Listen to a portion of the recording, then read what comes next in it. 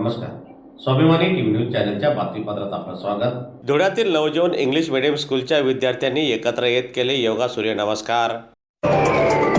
धुळे शहरातील नवजीवन English medium स्कूलच्या विद्यार्थ्यांनी आज एकत्र येत योगा व सूर्यनमस्काराचे सामूहिक प्रात्यक्षिक सादर केले. दरम्यान विद्यार्थ्यांनी मोठ्या उत्साहात आणि शिस्तबद्ध पद्धतीने सूर्यनमस्कार घालत आरोग्य व तंदुरुस्तीचा संदेश दिला. या उपक्रमाच्या माध्यमातून विद्यार्थ्यांमध्ये योगाचे महत्त्व, शारीरिक व मानसिक आरोग्य तसेच नियमित व्यायामाची सवय लागावी हा उद्देश ठेवण्यात आला होता. या कार्यक्रमाला माजी नगरसेवक हर्षकुमार येलन, योग शिक्षक तसेच शाळेचे शिक्षक व कर्मचारी उपस्थित होते.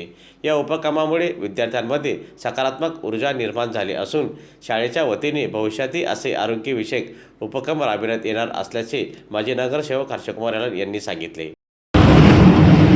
आज धुळे शहरातील नवजीवन इंग्लिश मीडियम स्कूलतर्फे आम्ही सर्व विद्यार्थ्यांना सूर्यनमस्कार शिल्प जे धुळे शहरातील आमदार माननीय अनुभैया अग्रवाल यांच्या संकल्पनेने तयार झालेला आहे. संतोषी माता चौक वन भवन समोर 12 सूर्यनमस्कार मुद्रा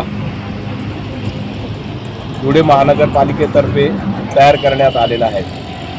कुठलंही शहर असो त्याचं सुशोभीकरण, त्यातले चांगले रस्ते, चांगले चौक आणि काहीतरी प्रेरणादायी असे शिल्प तयार झाल्यावर ते शहर सुंदर दिसतं.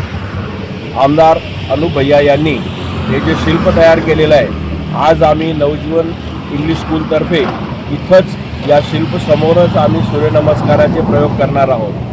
सूर्यनमस्कार याचे 12 प्रकार असतात. 12 आसनाद्वारे आपला सूर्यनमस्कार आपला पूर्ण हा योग जो आहे हा पूर्ण केला जातो. सूर्यनमस्कार केल्याने लहान मुलांमध्ये किंवा मोठ्यांमध्ये कुठल्याही आयुवर्गाचा व्यक्ती असेल त्याचं रक्त विसरण जे असते ते चांगला सुचारू रूपाने चालते आणि त्याची स्मरणशक्ती जी असते, मी विद्यार्थ्यांना इथं आणायचं आणि सूर्यनमस्कार करण्याचं मुख्य कारण असं की स्मरणशक्तीमध्ये विलक्षण वृद्धी होते.